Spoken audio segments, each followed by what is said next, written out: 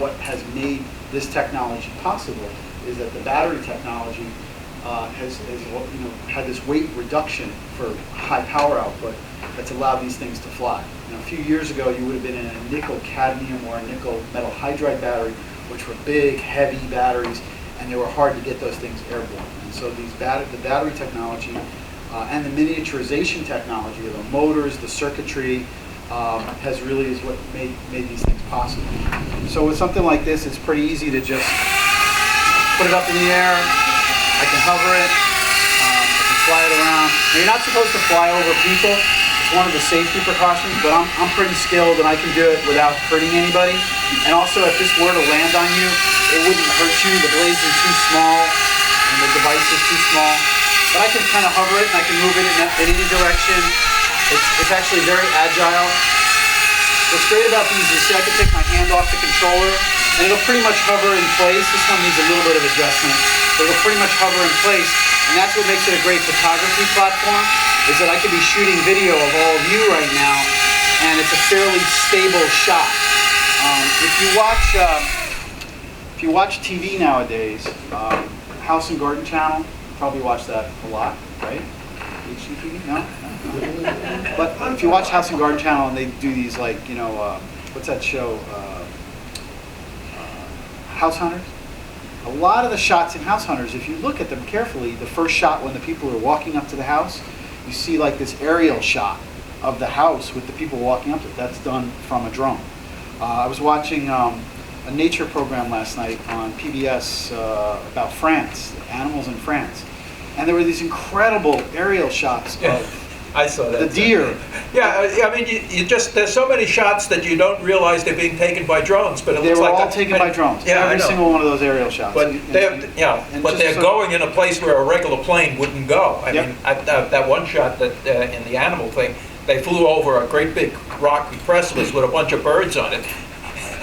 They almost hit the rock, but you would never put a plane that. So from an aerial photography standpoint, for professionals or even amateurs, I mean, every one of these copters that I have here is either equipped with a camera or can be equipped with a camera, and that's really the big feature. The battery goes in where? I'll just pull it out. Yeah. All right. So when you said there's 15 minutes of battery. About 10 to 15 minutes of flight. So that's the battery. Okay.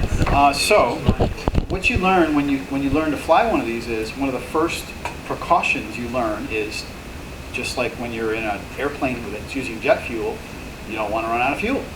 So how do you know when you're going to run out of fuel? So you know based on time. You know what your approximate time range is on the battery, and you also can start to feel on the control stick the helicopter's not lifting the way it was before, and that's time to get down. So you're saying also these lights as a safety, these lights will start to blink when this is getting low on battery. So there's a few different ways, but you know clock time, the feel of the sticks and the lights, you should get it down. Interesting. And if it runs out of battery, it's going down. Wherever it is, it's going down. The other thing is if it flies out of range of your control device, they have some of them have a mechanism where it brings you back to you. Some of them do. Some of them, if it goes out of range, it'll just turn off and it'll drop right wherever it is. And that's another safety precaution that one of the things we always tell all of our customers is a few basic safety precautions when you're flying these. Number one is always keep line of sight to what you're flying. You can't fly around the corner, even if you have a device that allows you to see what the helicopter sees. You have to have your eyes on the helicopter, and that's a safety rule. It's also the FAA has put out a list of guidelines for individuals who are flying these, and that's one of the key guidelines is that you must have line of sight of the device. Another rule is you can't fly them above 400 feet in altitude, and because above 400 feet in altitude is where airplanes operate, and they don't want these up where airplanes operate. Another rule of thumb is you can't fly it within 5 miles of an airport. So if you live within 5 miles of an airport, and some people, like Westchester County Airport, is not too far from here, but if you live within 5 miles of Westchester County Airport, you should not fly this outside at your house. You can fly it inside your house, like one of these small ones, but you should go further than 5 miles away from the airport when you fly it. And those are all like FAA guidelines. There's another guideline that you cannot use this for commercial purposes. You can't use it if you're a real estate person and you want to photograph people's houses from the air and then put those pictures on the website. You can't. You have to apply to the FAA for a special certification in order to do that. And the FAA is going to want to know that you've met certain safety criteria, you have a certain level of experience. To date, the FAA has only issued 7 or 8 of these certifications nationwide, and all of them have been to Hollywood-based companies who use these, like in the aerial photography of movies or documentaries or things like that. They're going to issue more. They're being very slow and very patient in terms of involving the rules around this.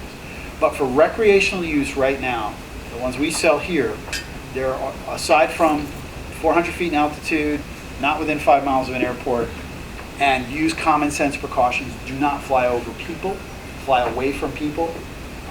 Those are common sense precautions. There's nothing else precluding you from using them. So I showed you this first little one here. The second one here gets a little bit bigger. This one sells for $99, and let me just boot this one up for you.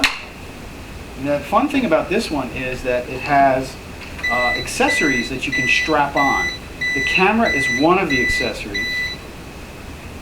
All these copters, when you set them up, they require that you plug in the batteries and set them down on a table. They all have gyros on board the copters, and the gyros need to figure out where level is, so you put them on a table so the gyro can set itself in a level setting so it knows how to balance itself. When you put it airborne, it knows what level is and how to come back. And it's a multi-axis gyro. All of these have multi-axis gyros, from the smallest to the biggest. So it measures itself on the vertical plane, on the horizontal plane, and then it has an accelerometer built into it. So it also knows, the speed that it's moving and how to rebalance itself based on the speed that it's moving. So they're pretty sophisticated devices. They'll blow all these business cards all over the place. That sounds like personal experience. So as you can see, again, this is a very stable, again, my finger's off the control here, and it's just kind of hanging there by itself, very stable. Newbies who fly these, I tell them, you got to remember that you're controlling it. A lot of people go, oh, look at that, it's flying.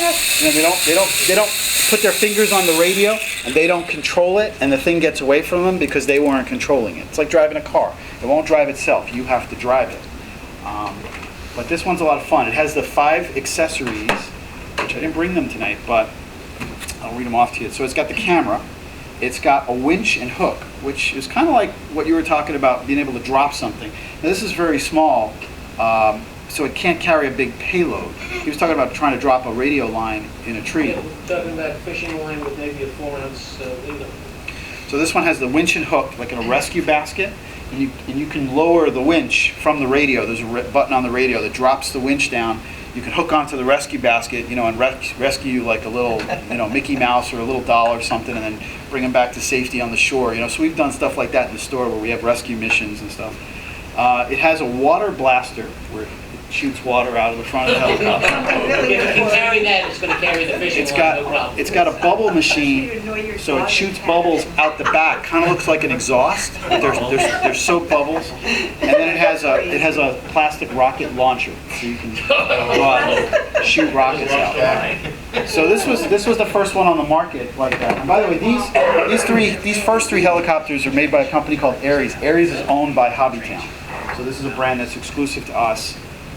We have 200 stores across the country. We're the largest toy and hobby retailer in the United States. And we partnered up with this company, Aries, and they're producing great product for us. Are they all 15 minutes? Are they All of them are 15 minutes. Yeah. Can you give us prices when you talk about, ideal prices when you talk about these? Say it again? Prices when you talk about these? $99 for this one. Sorry, $99? $99. And the accessories are, the camera's $30.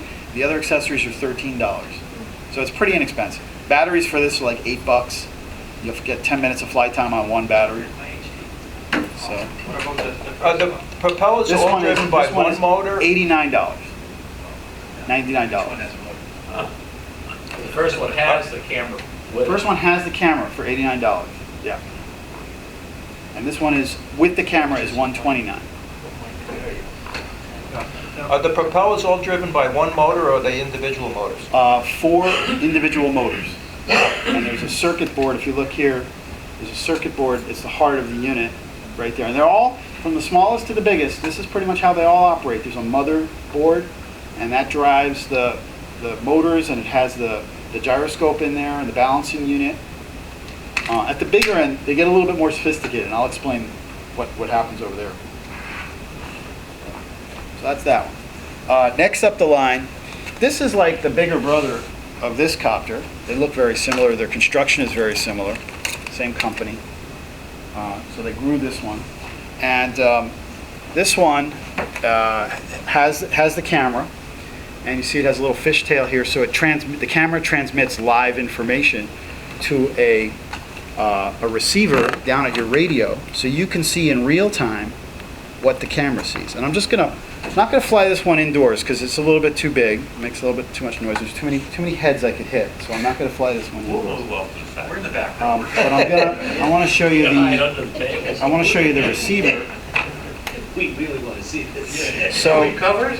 this is the little screen that you get, and that's what the camera sees. Oh, that is so cool. And you see it real time. So here I am flying it, and that's what you're seeing down at your radio receiver. Look at how good that reception. And it's actually very good. It's 720p, so it's like a really good TV. How long does it take to recharge the batteries? On this one, probably 20 to 40 minutes. So in other words, you buy 2 batteries while 2 or 3 batteries. charging up. Yep. Yeah. Yeah. Who wants to sit around and wait 20 minutes? How does rain or snow affect them? You're grounded. Pretty much. Yeah, you don't want to get the electronics on these wet. Okay, so misting. Yeah, you wouldn't want to None get of the that? electronics Dry wet. weather. You want to fly in dry Okay. weather. At some point, somebody's going to come out with one of these that's weatherproof, Right. but it hasn't really hit the market yet. It's probably out there at the high end at this point. I mean, because these things, we're here at the consumer level, and we're starting. And by the way, I have a smaller one at the shop. I didn't bring it with me because I just couldn't carry all this. It's palm size. It fits in the palm of my hand. It's like this one, but just in the palm of my hand. It sells for $39.99. And it's purely indoor because if you take it outside, it would just get But blown no away. camera. No camera, just kind of something it looks like a little bug when it's flying around. I don't know, you're not. Just to tease the cat. Just to tease the cat. Yep, we have lots of people that do that. I mean, like something like this. There's lots of uses. We've sold a few of these to the Stanford Police Department. So they're using this technology to do some. They're using this to record an accident scene right now. They want to fly over the accident scene so they get a good mapping of what happened. And everything that you see on the TV screen is recorded on a SIM card chip in the helicopter. When you land, you pop out the SIM card chip, you load it up to your computer. So you're seeing it real time here, and then it's recorded. So the Stanford Police Department has a few of these. The Stanford Fire Department is looking closely at these. I've had roofers. I had a guy in the shop today. He's a chimney guy. And he typically, in order to give a customer an estimate on their chimney, he's got to get his ladder. He's got to go up there. He's got to look at it and take pictures, maybe with his phone, and then come down and then show the customer, this is why you need the chimney work that you need. Well, he just saved the trouble of getting out the ladder. He could just fly this up to the chimney, do his, 360 degrees, record it, come down and show the customer exactly what was going on up at their chimney without ever having to risk life or limb climbing up on the ladder to do the work. And if the customer doesn't do the work, he just saved the effort of having to do it. So great use. And there's lots of other uses that we haven't even thought of yet, that people need to get airborne and need to get some pictures of something. So this is a pretty neat little thing. And this is neat because this is not attached to the flight radio. This is a self-powered unit. So I could say, here, you take this and you hold it, and I'm going to fly the helicopter, and you tell me, so I got my eyes on the helicopter, but he sees what the helicopter sees in real time. This unit is $299. There's nothing else like it on the market. This is the only one of its kind really in the market at that price with this kind of technology. There's another version of this that comes without this with just the camera, and that's $199. So if you don't need to see it in real time, you can save a little bit of money. Now, on this one, what happens when, will it come back to where it started from automatically? Nope. Do any of them? That's when we get to this guy. Yeah. No, does that do anything else other than the camera? I mean, Actually, all the accessories that fit on that one also fit on this one. Like So that line, water squirter, that line. drop line, you could do on that? yeah, they So all you fit wanna on. Send a note to the guys on the other Yep. side of the yard? Yep, exactly. I have got to get. And I just want to show you. My husband would die when I No. go to yell for him. He would die while he's in the Camelco. Yeah. Oh my God. This is the battery on this one. You can see the size change in the battery, from the small to the large. So, as the copter gets bigger, the battery gets bigger to support the additional weight. What's the ampere hour capacity of that large one? That one is, this is a 7.4 volt 2-cell with 1200 milliamps. 1200 milliamps. And that'll fly for... This will fly this copter for about 12 minutes or so. There was a bit on television the other night where they were doing experiments where they were flying a whole bunch of small ones in the same room. Yep. And they were all programmed so that each one knew where the other one was so they wouldn't Yep. bump into one another. It was like watching birds fly in formation. They'd all do this, they'd do that, they'd go up, they'd go down, Yeah. and they'd fly in formation. It was absolutely amazing. I've seen that. Wow. Notice here, this one has like shock absorbers. So the camera it's steadier. It eliminates the vibration from the helicopter. So then we get to the next level. This one is called the Blade 350 QX3. And this one has a lot of the bells and whistles that you've been asking about. Like, for example, it has GPS capability. That's what this little mast here at the top is. So it talks to the GPS satellites that are orbiting the Earth. And it knows where it took off from. And therefore it knows where home is, and it can return to home at the pilot's command. The pilot can have it over there and say, come back home, and it's going to come right back to the spot where it took off from. And it's going to not land, but it's going to come back to a hover point just above the spot where it took off from. This goes for about $500, and that includes a radio. There's another version of this copter, which I was going to bring tonight, but we sold it today, so I brought this one instead, which has a camera, an eyeball camera, mounted from it, and it has a what's called a gimbal above the camera. And the gimbal is an electric motor that stabilizes, gyroscopically stabilizes whatever the gimbal is attached to. So as the helicopter, let's say this was the camera, let's use my hand. This was the camera. If I tilted the copter this way, the gimbal would turn the camera to keep it straight up. If I turned the copter this way, again, the gimbal would turn the camera. So the camera would always be stabilized. That's what the gimbal does. If I pitched the camera this way, it would tilt the camera back so it was stabilized, at all points stabilized. So that when you see that image on TV, it's not a herky-jerky image. This might be a little herky-jerky because it doesn't have that gimbal that like this one does. But How come the police got that and not something like that? Good question. They, at my council, I said to them, why don't you guys start with something simple and then move up. They didn't really know how to fly them yet. And so why would you take your $500 quad and crash it? Why not take your $200 quad and crash it? So I said, start with something like that. And it was that plus a budget. They wanted to ease into it.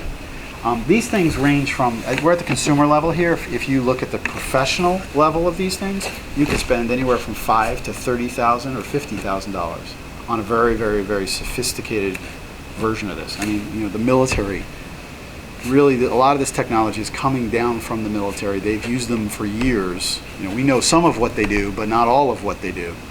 And I mean, they have, the Predator drones that fly over Afghanistan for hours unmanned. One of the ones I see a lot written about on the hobbyist level is the DJI Phantom. Do you guys carry that? Or how much bigger is that than say this one here? Good question. The DJI Phantom is about the same size as this copter. Yes, we carry it, but we don't carry it enthusiastically. And the reason is that DJI is a relatively new company. They've been around for 2 or 3 years. They came out with a pretty innovative product. They were really first to market with something like this in the consumer category. And it's captured a lot of imagination. They've captured a lot of airtime. It's hard to put on a news program nowadays when they're talking about quads and they don't mention DJI. The problem is that because they're a new company, they haven't figured out how to provide customer service. And so a lot of people have had problems with their products, and they haven't done a very good job of servicing those problems.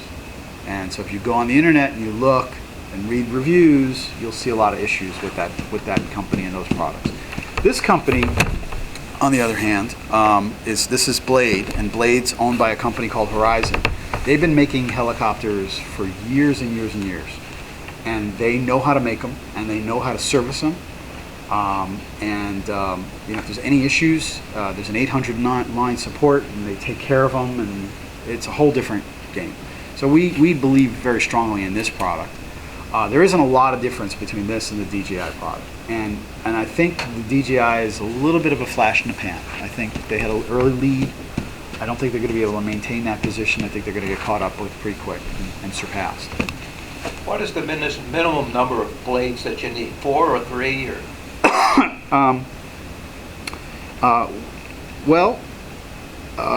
I think I've seen a few with 3, but and I know there's some that is as many as 8. These things have only been around for about 2 years, but we've had radio control helicopters for years. And radio control helicopters have, just like a regular helicopter, the one main blade and a tail rotor at the back. In this configuration, I've seen 4, I've seen 3, I've seen 6, I've seen 8. So I've seen 5. There's no, you can have any kind of number you want. Imagine you'd have more lift if you had 8 compared to 4. You would. Yeah. The most popular configuration seems to be the 4 that we're seeing here. This helicopter, in addition to the GPS and the go to home function, it has several different flying modes. It has what's called a safe mode, which means it's a beginner mode. It'll pretty much take off by itself, it'll hover by itself, and it'll land by itself in that mode. It will not fly within 30 feet of the position of the radio. So it knows where the pilot is, and it won't come close to the pilot. It has a photography mode where the movements are all smoothed out, and it has an agility mode. So I know what I'm doing, and I really want to push this thing to its limits and do a lot of aerial tricks with it. So you just set it for the different modes. These things are right now. Some of these have the ability to fly to specific waypoints. You can program in waypoints in GPS. So I want it to fly a certain route. But these are the ones that really a lot of the more professional photographers and people who want to use these for business purposes are looking at these types of devices, and even the high end, the consumer hobbyist market are using these. So that won't come back to you. It's going to come back. It's got a go to home function. So if I'm flying this downrange, and the flying range of this is about 250 yards, so 2 football fields, because that's line of sight. It'll actually go further than that, but you probably couldn't see it more than 2 football fields away. So flying range is about 250 yards. You get 250 yards downrange, and you say come home, it's going to fly the most direct course it can right back to the home starting point. One of the issues you have to be aware of with something like that is if you took off from here, and you're in a park, and there's a bunch of trees here, and you're flying over here, and you say come to home, it don't know nothing about no trees. It's going to try to fly the most direct route back to that. So you have to take that into consideration on the route that you take out, and any trees in the area. If you've flown past trees, it's possible it could fly right into the trees on the way back. So you want to fly it in as open space as possible.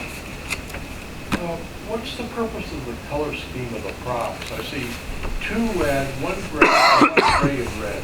Yeah, so the reason for that is to help the pilot understand orientation, which is front and which is back. That's why they all have the different colors, and a lot of them have lights. And this one has LEDs, which I'm not powering it up, but the LEDs are built in here, so they have red and green. and the pilot knows generally the red's at the back and the other color's at the front, so it helps him know which way it's going and how to get it back. And another thing, is it possible to program waypoints and so that if it goes home, can it fly the same course it flew out? Speaking of the trees. This particular model can't, but there are other models out in the marketplace that can. And probably the next release of this model will be able to do waypoints. The way they've been doing it, if you notice, this is QX3. This is the third version of this copter. And they try to protect the consumer, this company does anyway. When you buy the version 2, they give you a little software card that plugs into the USB of your computer and then plugs into the helicopter. So when they come out with version 3, you can take the latest software update and update your copter with the latest operating software. So you're protected. You have pretty much the latest copter, and that'll usually cover you for 2 or 3 versions. Then what usually happens is they'll change the mechanics, and now you no longer have the latest version. But this one, probably in its next release, will do the waypoints. They're all operating on the same frequency. They all operate on 2.4 gigahertz, and that is a band within the air band. That's a band that's exclusive. I don't know exactly all the frequency stuff, but within that, there's a band reserved for model aircraft. Okay.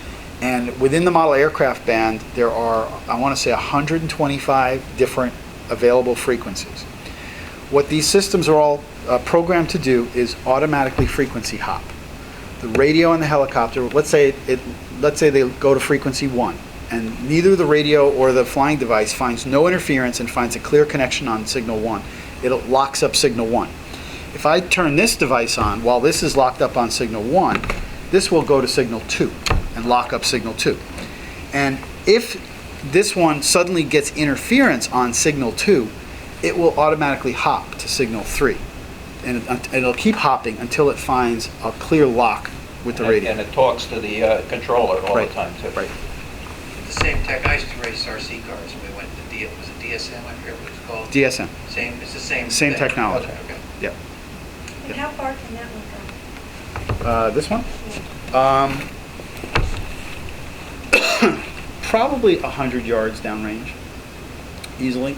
There's a difference in the motor technology between these two. This is a $500 and this is a $300. So there's some, it's just like cars, you buy a $30,000 car, you buy a you get a different motor in the $30,000 car than a $20,000 car. This one has what's called brushless motors, so they're very powerful motors.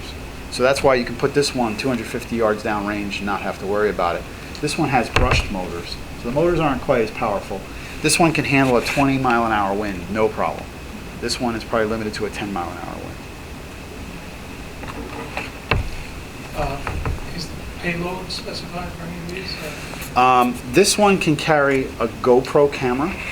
It actually comes with a mount for a GoPro camera. So I don't know what a GoPro camera weighs. 3 or 4 ounces. Yeah, probably. I was going to say 4 to 6 ounces, something like that. Depending on the model of the GoPro. But that's. Is the GoPro just the camera, or the GoPro with the indestructible Gimbal. case? I think the mount will accommodate the indestructible case.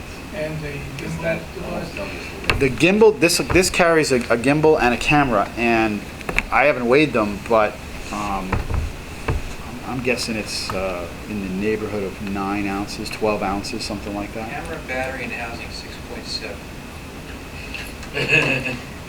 Is that for this model? GoPro. Well, that's what I'm saying. Okay. GoPro Yeah. with the case. Yeah. And batteries. And I know the camera and gimbal that this one comes with is bigger than the GoPro, so I'm guessing add another 3-4 ounces at least. So you might be able to get a pound off the ground with this. And that's one of the reasons that, from a payload standpoint, that there's a lot of talk about drones and terrorists, and these things can't carry a lot. They really can't. And yeah, there's bigger models that can, but at the consumer, what's available to most consumers, they can't carry a lot. So there's not a fear of a guy's gonna fly hundreds of pounds of explosives into a building with one of these. It's unlikely. Maybe you can fly 100 of them with each 1,000. I guess it's possible. Yeah. How hard to repair them when you crash them? Or how expensive is it to start replacing all the So- blades and stuff? So, How much damage can it sustain and be repairable? yeah, good question. They're eminently repairable. And that's the hobby aspect of this is that, we encourage people to, if they damage their product, to take it apart, we sell all the parts, go and install the parts. That's the kind of the part of the fun of it. Blades for this thing go for about $6. A full replacement body, if you were to crash this really hard and crack the plastic body here, is about $30. All the electronics are protected inside, and you can transfer the electronics into the other body. The most expensive component of this is the motherboard. Motherboard is probably $250 on this. And I've been selling these for a couple of years now, and I've seen one damaged motherboard in all that time. So they're pretty well protected. This one, the maintenance on this is super, super easy. Actually, let me show you on the construction of these two is very similar. Matter of fact, this one, we broke an arm on this one today, and I replaced it coming down, just before I came down here because I wanted to make sure it was flying. There's one screw that holds in the arm. You pop that screw out, you pop out the whole arm assembly, and then there's little modular plugs here that plug in the motor and the lights, and literally you can change an arm on this in about 5 minutes. And there's not much else to it. So what does it take to learn how to fly one, at least Really great question. coordination and that time? So what does it take? It's patience, and it's concentration. I tell people it's like riding a bike. You're probably going to fall off a couple times, but you got to just kind of stick with it. And as long as you stick with it, you should have no problem. When people buy these from us, we give them a quick flying lesson, and I'll just do the same for you guys right now. Turn on the radio, plug in the battery, set it down, let the gyro set, put the body on. Always fly with the body on so it protects the helicopter. Keep the back of the copter toward you, because that way left is left and right is right, because the minute it spins around, it's all reversed, and you have to kind of know how to deal with that. And that takes a little bit of skill and practice, that orientation issue. It's the same when you're flying model airplanes. The hardest part about flying a model airplane is orientation, especially at distance. Which way is it flying? Is it coming toward me? Is it going away from me? Is it left? Is it right? It's hard to see at 200 yards away. So you keep the tail toward you, and then you just sort of, the stick movements are all small stick movements. There's no, you don't want to do that. It's gonna blow. Turn off. This helicopter, this has an auto flip mode. A lot of them do, and I accidentally pressed the auto flip button. So that means as soon as I fly it was going to try to flip over and come back, and I don't want to do that. So just keep the tail toward you. And right now my radio here is telling me that it's giving me a warning that my batteries on the radio are low.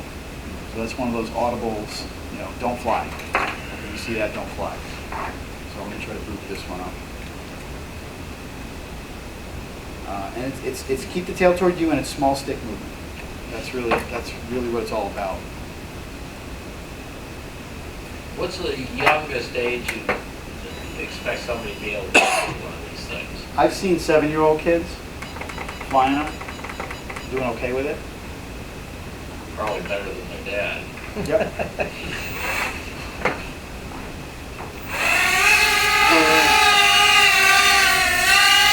So always keep your eyes on it, and it's a lot of countering. See how it's kind of sliding back on me now? And I don't want it to, so I'm pushing it forward. And it's going to slide back on me now, and I don't want it to, so I'm pushing it forward. So it's kind of countering. It's countering what the copter's doing, and it's sort of just a hand-eye coordination exercise. And it's about small stick movements. If you look at my thumbs, I'm making very small movements with my thumbs. No large movements. And I'm holding my throttle steady. Most people, when they get one of these, the first thing they do is this. And I can't even do it, but it's called elevator. They fly the thing and go. Because they're taking the throttle and they're moving the throttle up and down and up and down. It's like you're going up and down the elevator, like a crazy person. I say, no, just hold that throttle steady at a nice level height. So I'm hardly moving my thumb, and I'm just kind of holding it where I want it at eye level. And it's pretty easy. Once you get that down, now it's like, okay, I want to move right, I want to move left, I want to move right, I want to move left. The throttle stick controls the nose. See, I'm turning the nose with the throttle stick, so I can turn in any direction. And even I'm an experienced flyer, but I don't like turning completely around. I'm not as comfortable turning completely around. I can do it. I can move left, and I can move right. You see, I'm not that great at it. Because most of the time, I fly tail toward me. And the red lights are the front or the back? This one, the red lights are the front, which I think they should be the back, but the manufacturer chose to put them in the front. So. Now, how about the rotors? Is there a counter rotation? Yeah, there is. To cancel out the precession you would get? These two are counter, and these two are clockwise, and this is counterclockwise. And it's the same on all of these. And as that one has like guards, so that if it bumps into something. Nice feature for beginners. You don't break your blades as often. But changing a blade is easy. It's just pull it off, put it on. Nothing to it. Imagine those blades should be pretty cheap. About $3 or $4 a set of 4. Oh.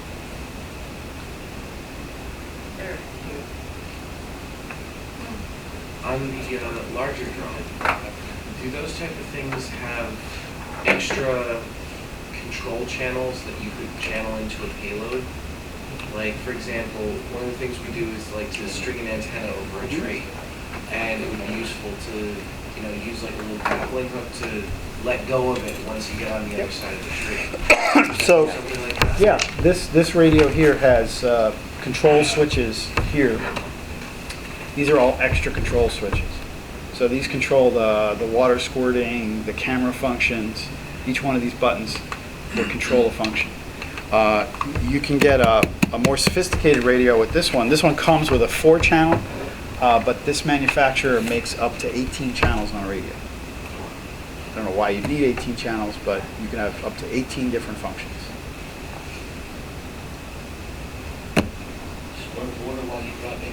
How do you, is there a plug-in where you can pick up if you had something with a certain function, or you create something with a certain function, you could plug it, you know where your plug sets are, and you could get it into the radio? So the radio with the 18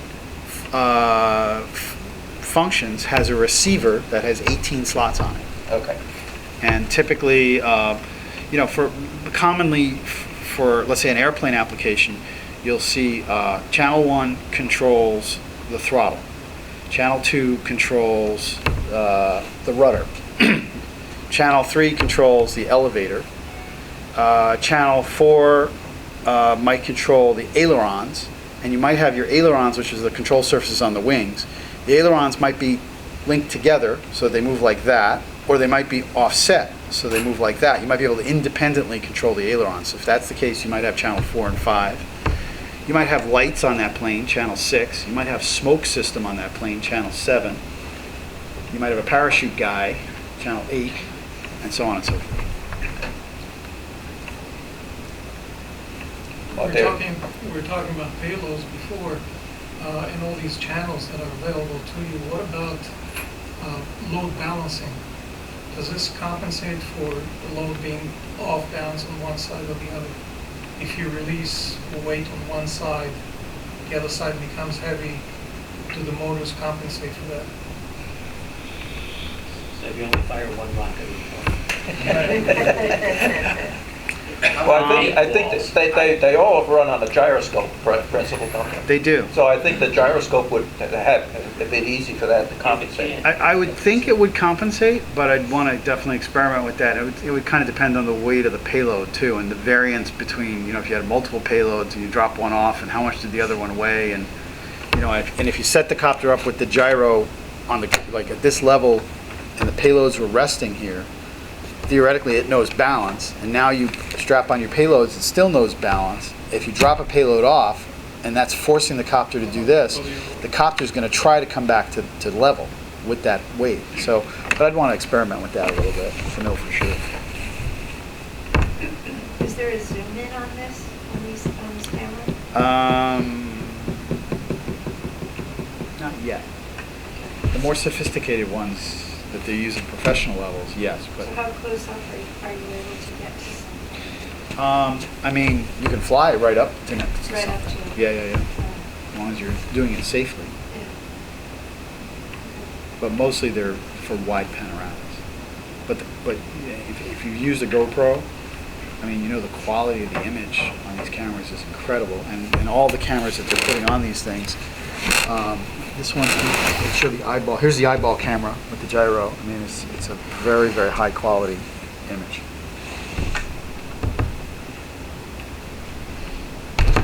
Great question. Any more questions? If not, we're going to thank Mark for coming down. Great. Come down, come visit us in the shop. Mark brought down some coupons Yep, if everybody- for the yep. store. If anybody didn't get one, let me know. Where exactly on Harvard is this? High Ridge Center, where the Trader Joe's is, where Starbucks yeah, is. yeah. Fashion Plaza, it's called Fashion Plaza. Lots of ladies' fashion stuff. I'm gonna have to go there. Which store are you at tomorrow?